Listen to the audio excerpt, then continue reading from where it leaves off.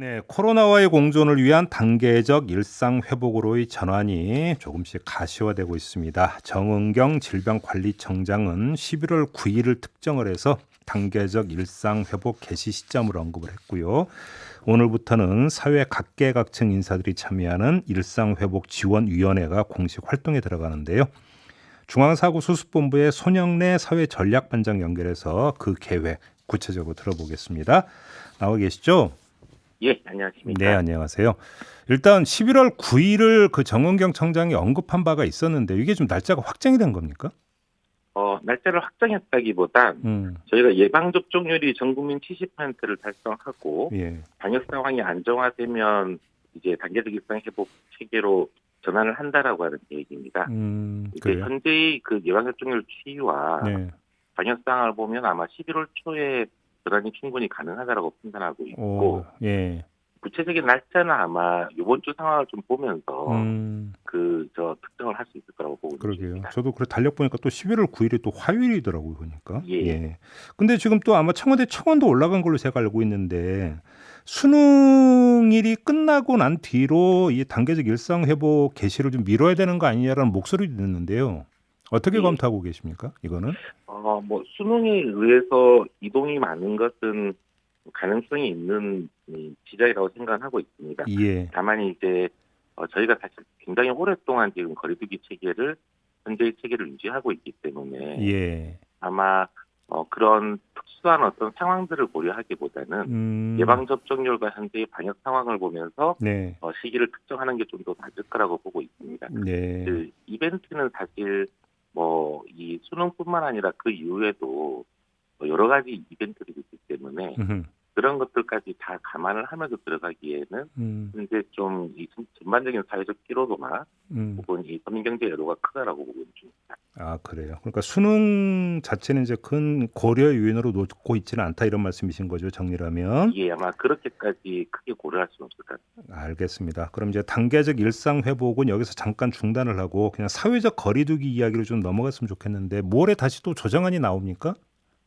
예, 그렇습니다. 아마 이번이 단계적 일상 회복으로 전환하기 전에 마지막 조정이 될 거라고 지금 보고 있는 중이고, 예. 금요일 정도에 발표를 하기 위해서 음. 현재 여러 가지 지금 논의를 하고 있는 중입니다. 근데 이제 벌써 이제 보도가 나오고 있는 게 사적 모임을 8명까지 확대하는 방안. 그다음에 그러니까 그 접종자 같은 경우는 12시까지 뭐 식당이나 다중 이용 시설을 이용할 수 있게 하는 방안이 채택될 가능성이 높다. 이런 보도가 벌써 나오고 있는데 좀 확인 좀 해줄 수 있나요? 이게 지금 아무래도 거리두기가 좀 오래되다 보니까 네. 여러 가지 완화에 대한 요청이나 음흠. 그런 목소리들은 높습니다. 네. 다만 이제 말씀드린 것처럼 사실 이번 거리두기 조정이 아니라 이 이후에 있을 단계적 일상 회복 체계에서 네. 좀 더 단계적으로 점진적으로 방역을 완화하는 게 중요하다라고 보고 있는 중이고, 음. 이번 거리두기 기간은 아마 이제 그 일상 회복을 위한 좀 징검다리격 기간이 될 거라고 보고 있는 중입니다. 예. 그래서 여러 이 방역 완화에 대한 요청은 큰데 음흠. 그러면서도 너무 한꺼번에 급작스럽게 방역이 완화되지 않도록 예. 어떤 걸 좀 완화시켜야 될지에 대해서는 음흠. 신중하게 검토를 하고 있는 중입니다. 그래요. 그러면 제가 지금 예를 들어서 두 가지 질문을 드렸는데 이것도 지금 확정이 된 건 아니다 이런 말씀이신가요? 예, 그렇습니다. 아마 이 결국에 예방 접종자를 중심으로 저희들이 조금 완화를 하는 방안들을 여러 검토를 하고 있는데 네. 그 중에서 어떤 부분들을 음흠. 좀 이번 기간 동안에서 좀 완화를 해낼지는 네. 아마 오늘 내일 정도에 저희 내부 의견들이나 혹은 음. 전문가들 의견들을 조금 고려해서 결정하게 될 것 같습니다. 알겠습니다. 이제 오늘부터 일상회복지원위원회가 이제 활동에 들어가는데요. 이제 구체적으로 이 위원회는 어떤 일을 하게 되는 겁니까?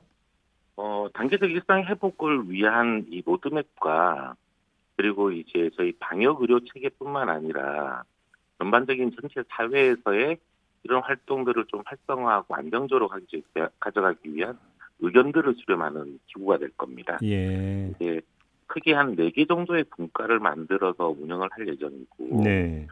사실 가장 관심이 높고 중요한 논의는 현재 거리두기 체계를 비롯해서 의료 체계라든가 방역 체계를 어떻게 가져가야 될 거냐라고 하는 음. 의료와 방역에 대한 논의가 필요하긴 필요하고요. 예. 근데 이제 이 부분뿐만 아니라 이렇게 좀 방역을 완화하면서 사회를 일상적으로 좀 이 회복시킨다라고 했을 때 음.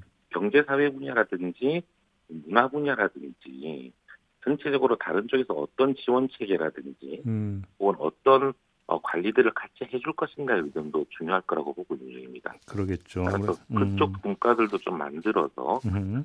현재 경제 쪽이나 혹은 사회 문화, 교육에 대한 얘기들 이런 얘기들을 함께 의견 수렴을 해서 예. 앞으로 이제 그 일상 회복을 단계적으로 점진적으로 해나갈 때 음. 방역 의료를 비롯해서 전체적인 사회 쪽이 함께 협력할 수 있도록 음. 의견을 모으고 계획을 수립하는 게 나야 될 것 같습니다. 그러면 이 기구는 한시기구가 되는 겁니까? 어떻게 되는 겁니까? 예, 한시기구 역할을 좀 할 수밖에 없을 거고요. 예. 다만 그 한시기구라고 하는 게 한두 달 정도를 얘기한다기보다는 음. 이렇게 전체적으로 일상으로 나아가는 그 기간 동안에 음. 계속 의견을 좀 수렴하는 기구로 역할을 하게 될 거라고 보고 있습니다. 그러면 위원 구성은 다 지금 완료가 된 건가요? 예, 그렇습니다. 뭐 그 일전에 한번 제가 여쭤봤던 기억이 나는 것 같은데 그러면 자영업자 대표 같은 경우도 위원으로 포함이 되는 겁니까? 예, 자영업 분야도 포함되어 있고, 예. 그러니까 각 분과별로 음. 다양한 분야의 이 전문위원들을 좀 위촉을 하고 의견을 예. 수렴할 예정입니다. 알겠습니다. 자영업뿐만 아니라 일반 경제 분야도 필요하고, 네. 교육 분야라든지, 혹은 이제 문화예술 쪽도 지금 여러 목소리들이 있기 때문에 그런 분야라든지, 이런 분야들을 좀 최대한 폭넓게 구성하기 위해서 예. 노력했습니다. 근데 자영업자 이야기가 나온 김에 지금 자영업자 비대위 같은 경우는 지금 무기한 천막 농상에 돌입한 상황 아니겠습니까? 그러면서 20일 총궐기도 이야기를 하고 있고 QR 코드 어떤 이거 뭐 확인 이제 거부 이런 이야기도 나오고 있는데 혹시 좀 그 이분들하고 좀 대화는 진행이 되고 있습니까?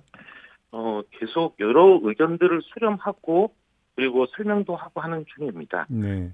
지금 자영업 분야의 어려움이 크다 보니까 요청하시는 내용들은 사실 충분히 이해할 수 있는 내용이라고 보고 있습니다. 네.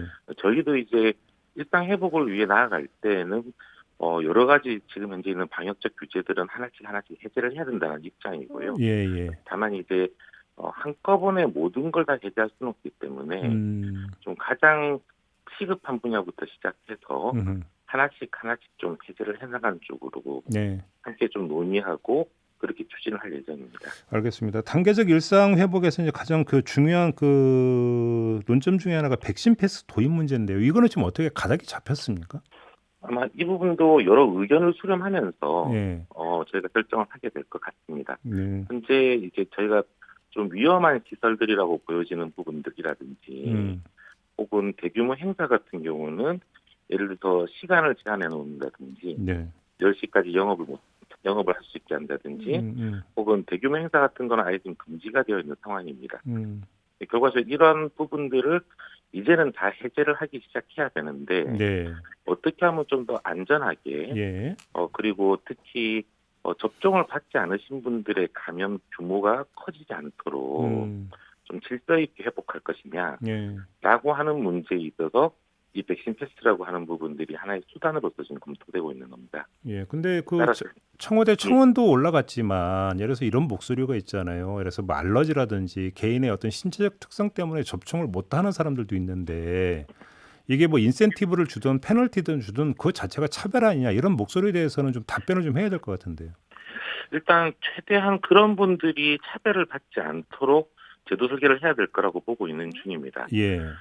다만 이제 이것도 그 상황에 따라서 아마 좀 섬세하게 논의를 하면 충분히 이런 문제들은 극복할 수 있지 않을까라고 판단하고 있습니다.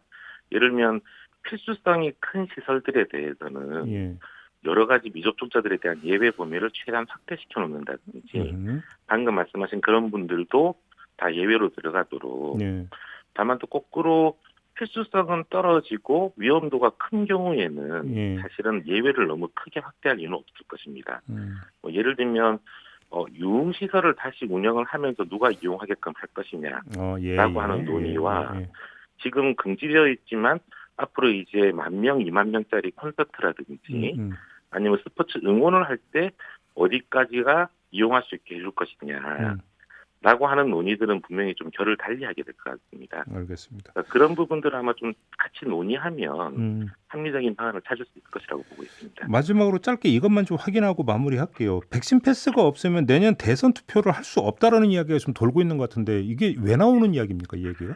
글쎄요, 저희도 그런 부분까지는 잘 모르겠네요. 그러니까요. 저희- 이거 아까 말씀드린 것처럼 필수성이 큰 일상적인 그 활동일수록 사실 이런 어떤 그 미접종자에 대한 차별들을 만들 수는 없을 것이라고 보고 있는 중입니다. 이거 전혀 근거 없는 사실무근인 얘기죠? 예, 그렇습니다. 선거 알겠습니다. 같은 경우는 사실은 접종 요구와 상관없이 그럼요. 예. 예, 누구나 참석할 수 있게끔 해야 될 것이고 그렇게 할 예정입니다. 알겠습니다. 오늘 말씀 여기까지 들을게요. 고맙습니다. 예, 감사합니다. 네, 지금까지 손영래 중앙사고수습본부 사회전략반장과 함께했고요. 고지 내용도 있습니다. 모더나 2차 접종 대상자들은 현재 1차 접종 후 4주 간격 내까지 예약일을 당길 수 있다고 하니까요. 원하는 분들은 사전 예약 홈페이지를 참고를 하시면 된다는 점 꼭 참고해 주시기 바라겠습니다.